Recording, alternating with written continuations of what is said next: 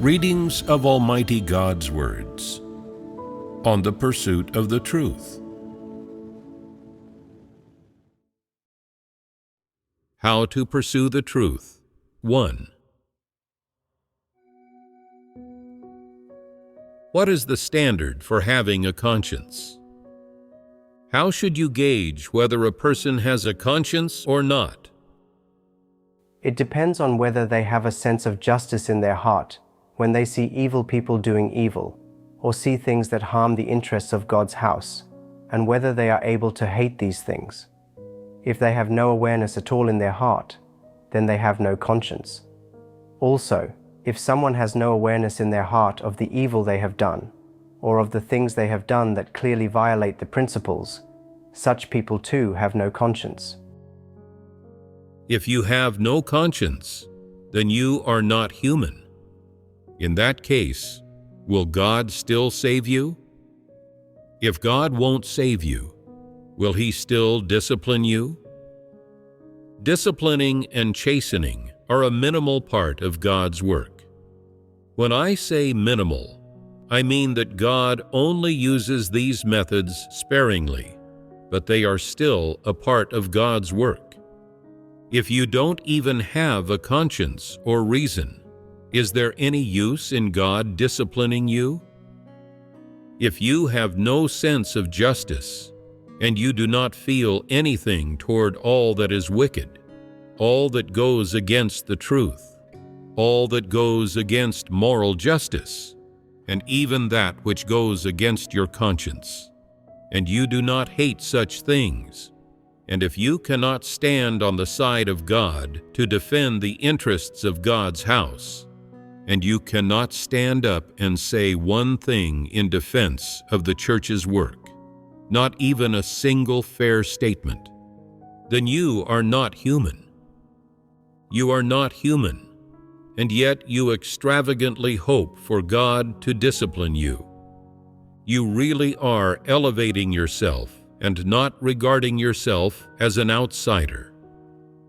There are some who say, if someone is not one of God's sheep but a wolf, then God will not discipline them. So if they are one of God's sheep, will God discipline them? Under special circumstances, God will occasionally discipline you and take responsibility for you. Even if you are numb and unaware, God will prompt you, discipline you, and reproach you. God's work is done to the appropriate extent, and leave it at that. Why does He work in this way? Because if you have a conscience, then when God reproaches you in this way, your conscience will quickly have awareness, and you will blame yourself and feel indebted to Him. You will feel remorseful, saddened, and anguished, and you will be able to turn yourself around and ultimately seek the truth principles and practice according to the truth.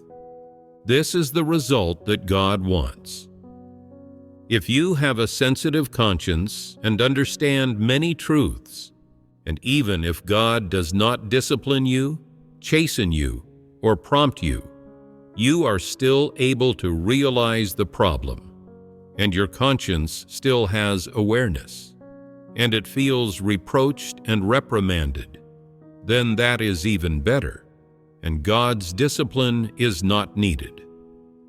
Even if God doesn't discipline you, your conscience is extremely sensitive and feels reprimanded, and you feel remorseful, saddened, indebted to God, and that you have wronged Him, let Him down, and left Him dissatisfied, and you are able to proactively seek the truth principles and act according to His requirements.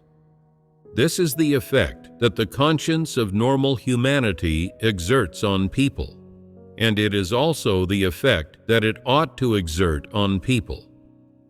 Therefore, whether a person is one of God's sheep or not, and whether they can be saved or not, depends on whether they have normal humanity and a conscience.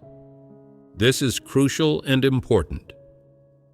If you say that you understand a lot of truths, then when you yourself are rebellious, or you encounter evil people doing evil, do the truths you understand come into effect? Do they have the effect of supervising you, enlightening you, and making your conscience feel reproached and come into play? If you have no awareness of conscience, then you lack a conscience and normal humanity, and what you understand is doctrine rather than the truth. If you only understand doctrine, then you cannot put the truth into practice, and you are not one of those who will be saved. You understand this, right? Therefore, in God's work, when it comes to some of the most fundamental ways in which God works, people should not delimit them based on their own notions and imaginings. Regardless of whether you have been disciplined, chastened, and punished by God, or have never been disciplined, chastened, or punished, this is no indication of how many truth principles you have understood, nor does it indicate that you are a person that God has chosen. It may be that you have believed in God for many years and been disciplined and chastened countless times, but you have never acted according to the truth principles. In that case, when you are not saved in the end, it will be all your own fault and exactly what you deserve. It may also be that you have rarely been disciplined and punished in your belief in God, but because of your conscience, you often feel reprimanded and reproached, and when you commit transgressions, you feel remorseful and turn yourself around, and you're able to seek the truth principles, practice the truth, and act according to the truth principles. In this case, you are one of those who will be saved. Have you understood? I mentioned two situations. What are they specifically? One situation is when people have been disciplined and punished a lot, but in the end, they still cannot act according to the truth principles and have not gained the truth, and so they are not saved, and this is all of their own doing. Another situation is when some people are able to use their conscience to restrain themselves without needing to be disciplined or chastened a lot by God, and whenever they violate the principles or reveal rebelliousness, they feel reprimanded by their conscience and can proactively seek the truth and act according to the truth principles, and, at the very least, they can do some positive things, and so they are among those who will be saved. God talked just now about these two situations. Whether or not they can act according to the truth principles is the standard for evaluating these two types of people. Some people are unable to act according to the truth principles, and no matter how much doctrine they understand or how much they are disciplined and punished, they are not targets of salvation. Whereas some other people are rarely disciplined and punished by God or chastened and reproached by Him, but they are frequently able to reflect on themselves, and whenever they act in violation of the principles or reveal rebelliousness, they can feel the reprimanding and reproach of their conscience, and afterward, they feel remorse and can proactively practice according to the truth principles. Although they are rarely disciplined or chastened by God, people of this type are nevertheless targets of salvation.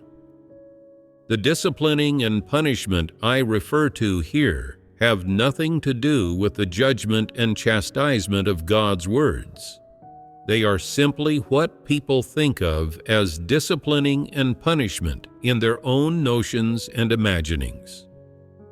In people's notions and imaginings, they believe that if they are disciplined and punished frequently, then this means that they have experiential testimony and that they are spiritual people.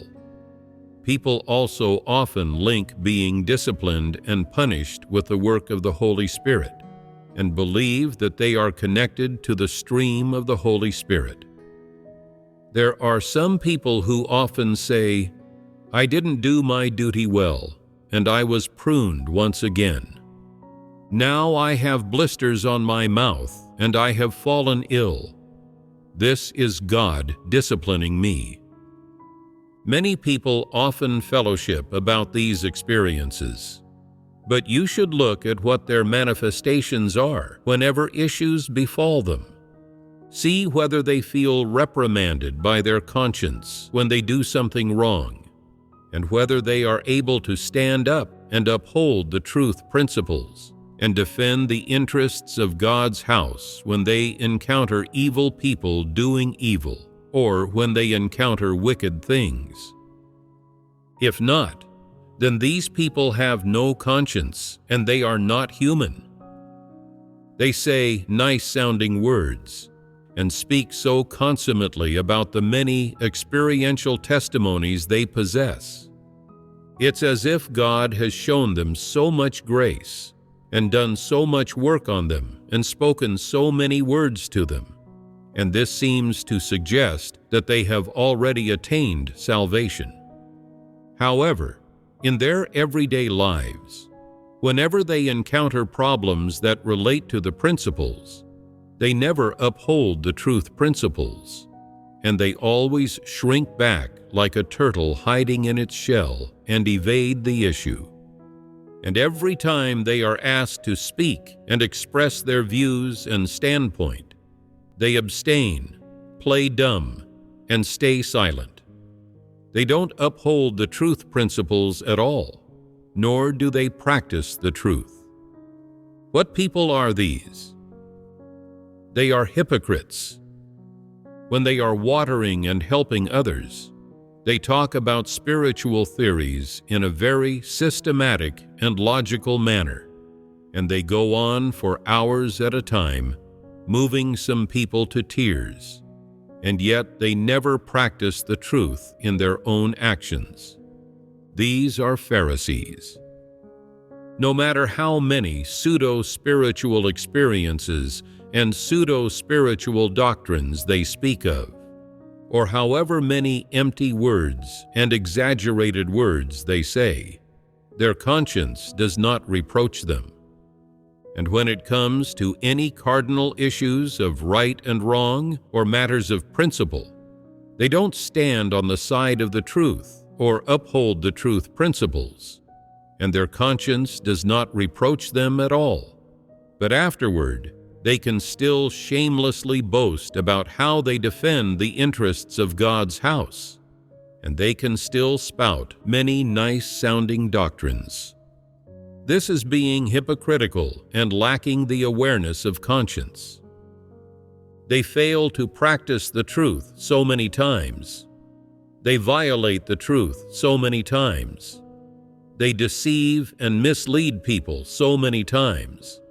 Yet their conscience does not reproach them at all, and they can still brazenly show themselves off. This is being devoid of humanity.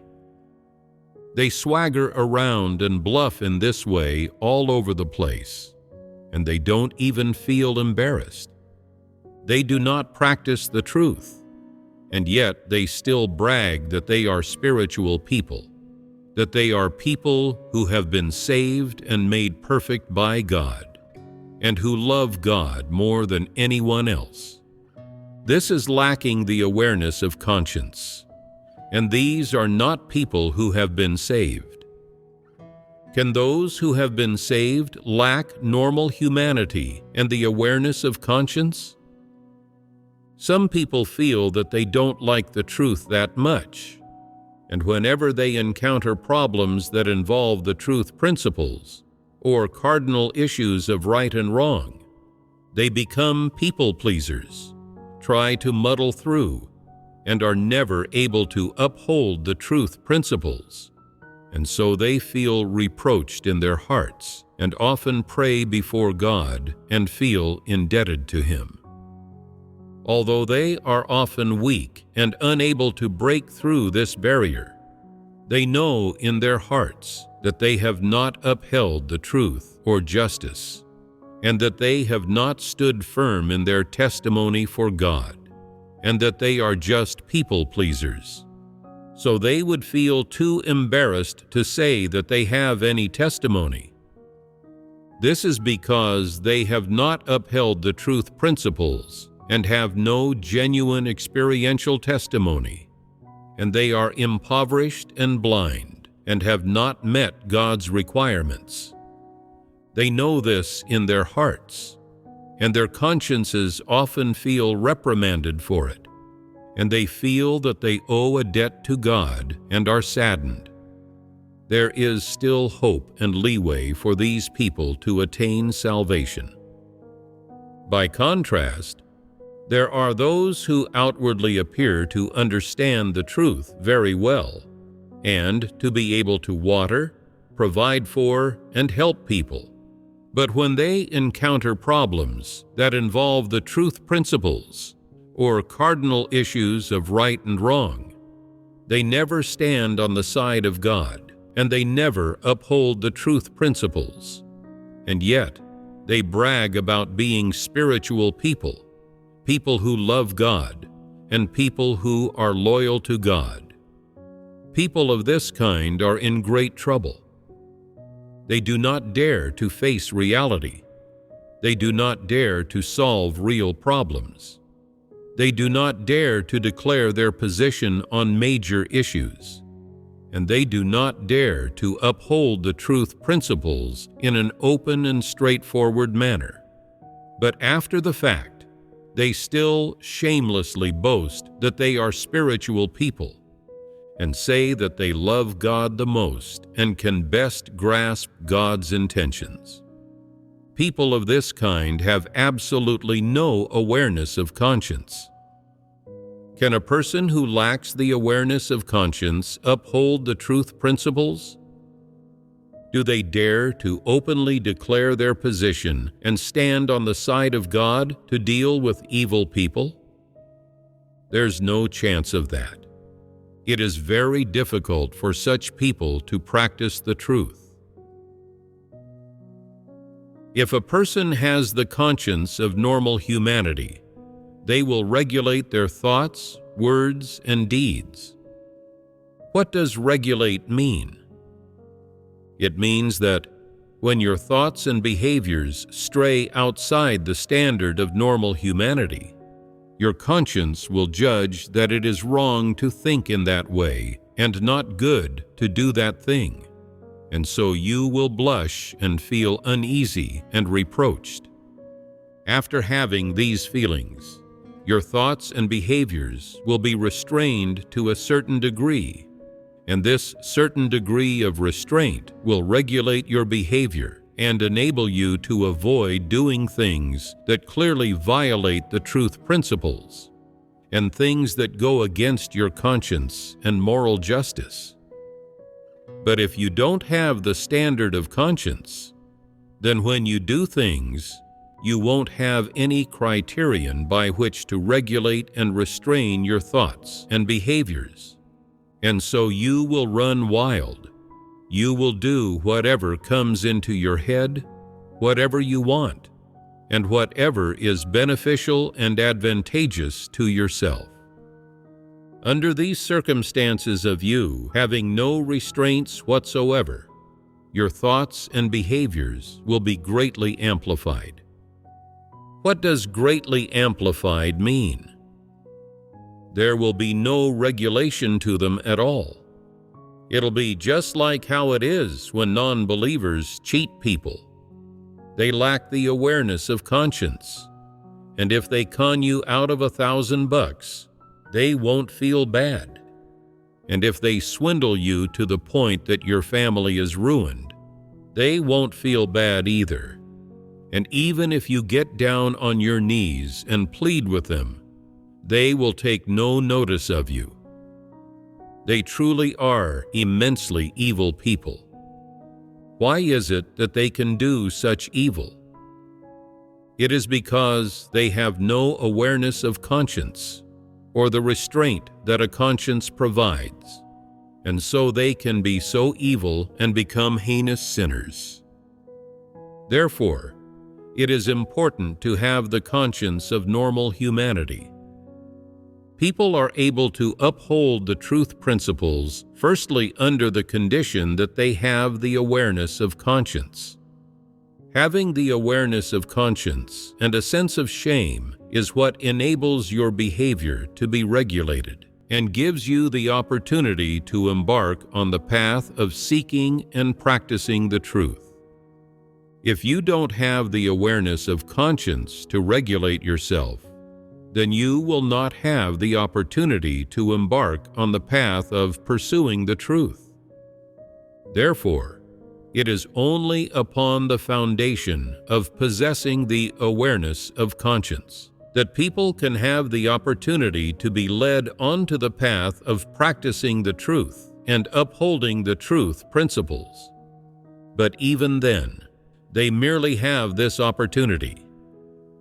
I say that they merely have this opportunity because even if a person's thoughts and behaviors are regulated by the awareness of conscience, they may still violate the truth principles or not act in accordance with them, taking a middle path, not upholding the truth principles, but also not teaming up with evil people. That is to say, under the effect of conscience, fairly good people can practice the truth and uphold the truth principles, whereas people of slightly worse caliber can at least avoid being controlled or coerced by evil people and avoid following them into evil doing. This is merely reaching the baseline that comes from the standard of conscience. Even though you have not practiced the truth, you haven't done evil. A person like this can at least still be called a person with a conscience, and although they have not practiced the truth, they definitely will not do evil. This is the effect that conscience has on people. For those who love the truth, one of the most beneficial effects of conscience is that it has a chance of regulating their words and behaviors and can lead them onto the path of practicing the truth and upholding the truth principles. Therefore, for people, conscience is a very important part of their humanity, and it is something that they cannot do without. So, what does conscience mean? We will talk about that in detail later when we have the opportunity, but let's just say something about it briefly today.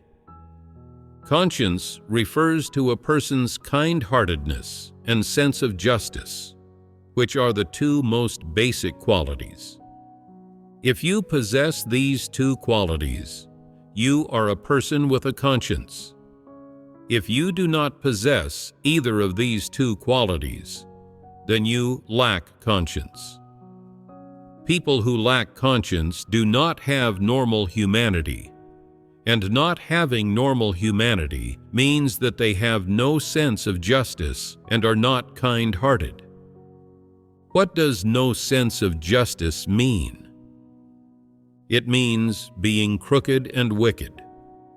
What does not kind-hearted mean? It means being malicious, vicious, and wicked. People who possess these dispositions are people with no humanity, and consequently, they are capable of doing any kind of evil thing, because they do not have the conscience of normal humanity, nor the two essences of a sense of justice and kind-heartedness that the conscience of normal humanity contains. They are shameless, extremely crooked, and especially vicious and malicious. So they are capable of doing any kind of evil thing. That is, No matter how wicked and malicious the things they do are, they feel nothing. They do not feel bad, and they do not feel reproached. Why are they capable of doing any kind of evil? It is because they are not kind-hearted, and they lack the essence of humanity. No matter what evil they do, they think it is justified and do not feel that it is evil. For example, if you are a person with the awareness of conscience, when you say something that curses at or attacks another person, you won't be able to bear it. You will think, "I've said a few things to curse at them, and that's enough." Cursing at people makes them feel really upset. I too would get upset if someone cursed at me like that. So now that I've said a few things to curse at them to relieve my hatred and let off some steam, I'll leave it at that. And so you will stop. But evil people don't think like that. They think, cursing at you would be letting you off lightly. I'm also going to beat you, bring your family to ruin, and make your descendants suffer. Whatever evil or bad things I do to you are justified. As long as you get your comeuppance and I get to relieve my hatred, I'm willing to do anything. They may not even curse at you, but just go straight ahead and do evil things to you and take revenge on you. This is what being evil is. This is what people without the awareness of conscience are like. They are capable of committing all kinds of evil. Within the various notions and imaginings which people have about God's work, the ones that people are aware of are mainly the notions they often talk about, which relate to disciplining, chastening, and punishment. In one regard, we have fellowshipped on the notions and imaginings that arise in people within God's work. In another regard, people should also know that God works on people in many and varied ways. Depending on the different ages in which He works, and depending on the different standards He requires of people, and of course, depending on the different results that He wants to achieve in people through His work, and also depending on the different targets of His work and people's different nature essences, God adopts different methods and works on people in many and varied ways. Disciplining, chastening, and punishment are only a small part of His work, and they are not the main methods that He uses in His work. Because in the third stage of His work, God has expressed a great number of truths to provide for people and to achieve the result of saving them. The amount of disciplining, chastening, and even punishment work that He does on people is very small. Furthermore, depending on the different targets of His work, God also does these things in accordance with the corresponding principles, and His actions vary depending on the targets and the various different circumstances. As such, relatively speaking, He rarely disciplines, chastens, or punishes people. Therefore, people should stop holding on to their previous notions and imaginings about God's work. And as God has expressed a great number of words and a great number of truths, they should not continue to depend on God disciplining, chastening, or punishing them, passively letting Him prod them to practice the truth and to enter into the truth reality.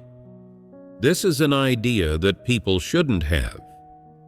The correct idea that people should have is that they must not passively depend on God's disciplining, chastening, or punishing to make them understand His intentions or come before Him, and that they must instead be more positive and proactive in coming before God to seek out His intentions and the truth principles. No matter when, God's words and the truth principles are the direction for you to move forward in, and they are the principles and paths that you should most uphold and practice in your daily life or on your path of existence. Whereas God's disciplining, chastening, or punishing are just ways of working that He displays in certain special situations and in circumstances where He deems it necessary. For people, they should not passively wait or passively request for this to happen, thinking, "May God discipline, chasten, and punish me so that I can come to love and practice the truth." This approach is incorrect. God works according to people's actual manifestations and the needs of their life. Some people hear that those who lack a conscience are beasts and cannot be saved, so they become anxious and think, "If I can't be saved, that'll be really troublesome. Since I don't have the awareness of conscience of normal humanity, I'd prefer for God to discipline and punish me as a substitute for the conscience of normal humanity." Is this a good idea?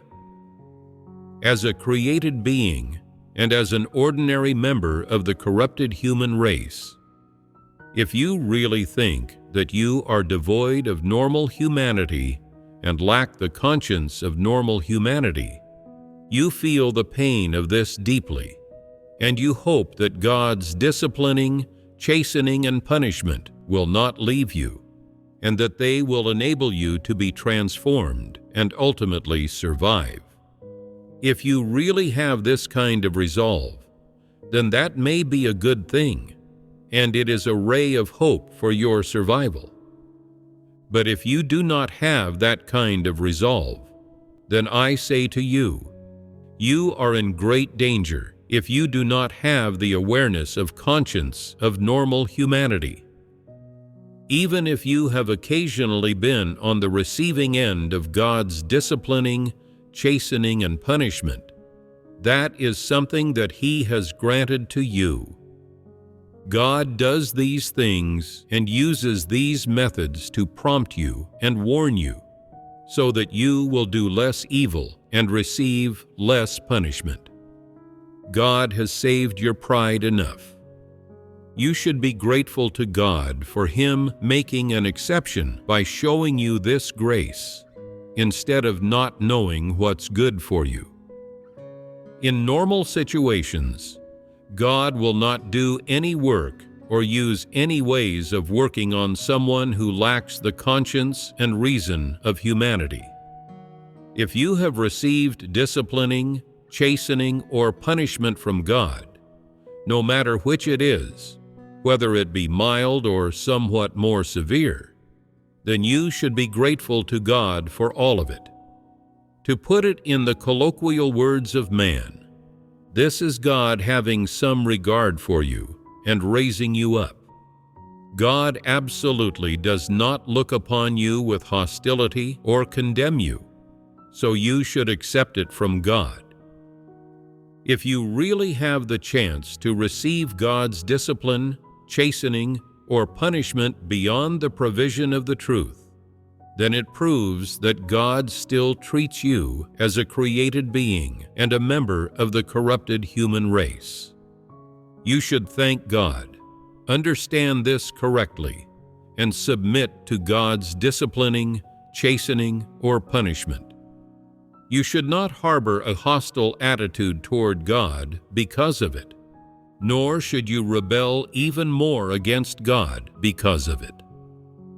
No matter what kind of discipline you have received, or how severe the punishment you have received is, you should submit to God and thank Him without delay, thanking Him for prompting and warning you, and for giving you this chance, and for letting you have the opportunity to receive all this from God.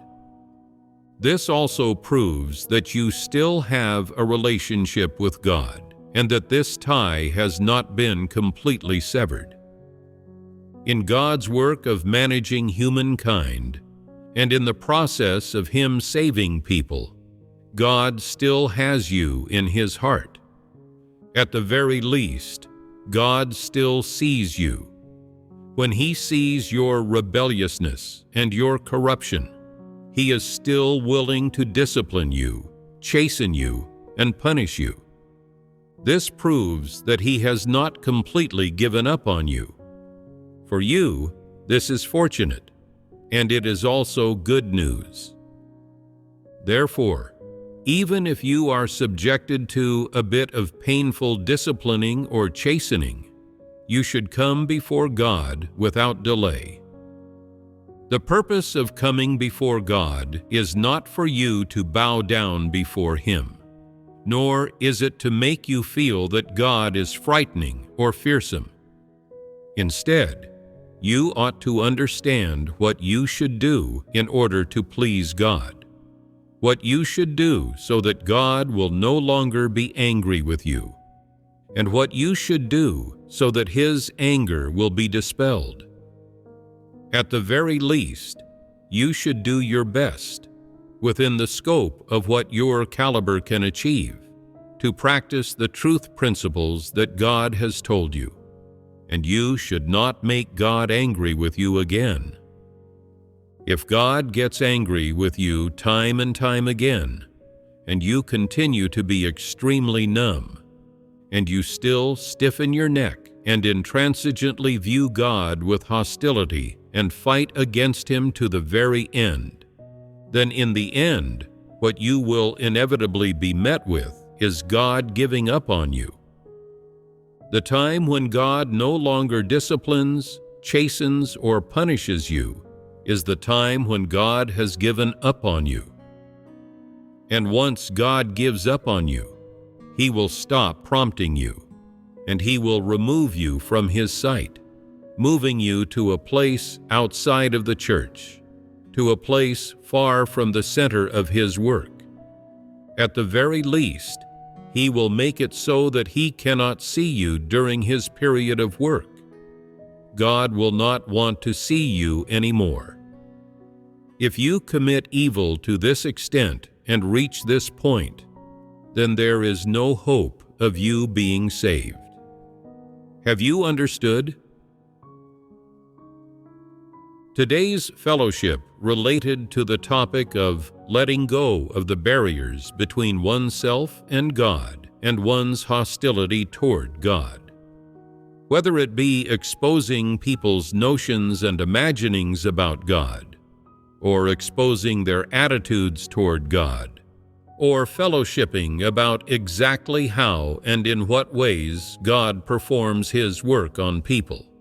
In any case, what all of this ultimately tells people is that the correct viewpoint which they most ought to hold toward God's work is to accept and submit to God's judgment and chastisement, and to accept God's words and each truth principle that He provides to them, rather than straying from God. Whenever they do anything, they should seek the truth principles and practice according to them, and pursue entry into the truth reality, instead of putting effort into their outward behavior, or into outwardly suffering hardship and paying a price, and certainly instead of getting caught up in their notions and imaginings and making a big fuss over them.